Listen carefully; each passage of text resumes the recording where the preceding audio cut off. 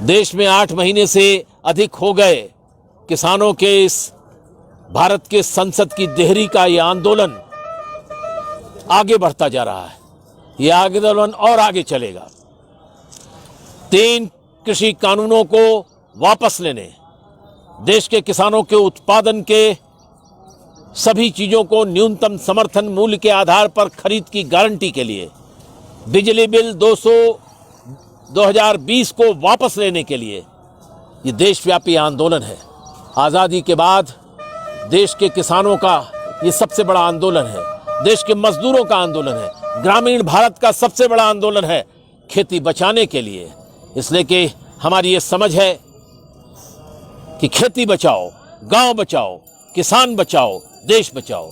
खेती बचेगी तो गांव बचेगा, गांव बचेगा तो खेती बचेगी, खेती और गांव बचेगा तो किसान बचेगा, किसान, खेती और गांव बचेगा तो देश बचेगा। ये देश बचाने की लड़ाई है। आज के दौर का ये स्वतंत्रता संग्राम है। भारत के ग्रामीण लोगों की तरफ से इस देश की आजादी, इस देश की आर्थिक आजादी, इस देश की सार्वभौमिकता, इस देश के कमेरों को अपने राजनीतिक और आर्थिक अधिकारों को बचाने का यह आंदोलन है। ये देश को बनाने का आंदोलन है। ये देश को नई दिशा में ले जाने का आंदोलन है।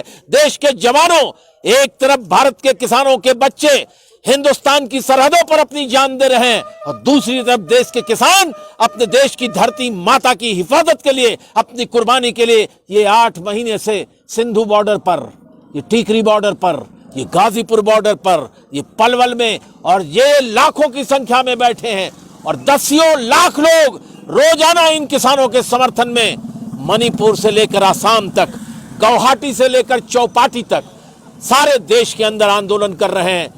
संघर्ष करो। और हम इसलिए कहना चाहते हैं, किसान आंदोलन का नारा है, बिन हवा न पत्ता हिलता है और बिन लड़े न हिस्सा मिलता है। हम अपने हिसाब और इंसाफ की लड़ाई लड़ रहे हैं। ये लड़ाई आगे भी जारी रहेगी जब तक सरकार वापस नहीं लेती। हम संघर्ष के मैदान में हैं। देश के अंदर किसानों ने किसान की संसद के बाहर लगा रखी है और भारत के दिल्ली पर संसद की डेहरी पर लाखों किसान 8 महीने से बैठे हैं।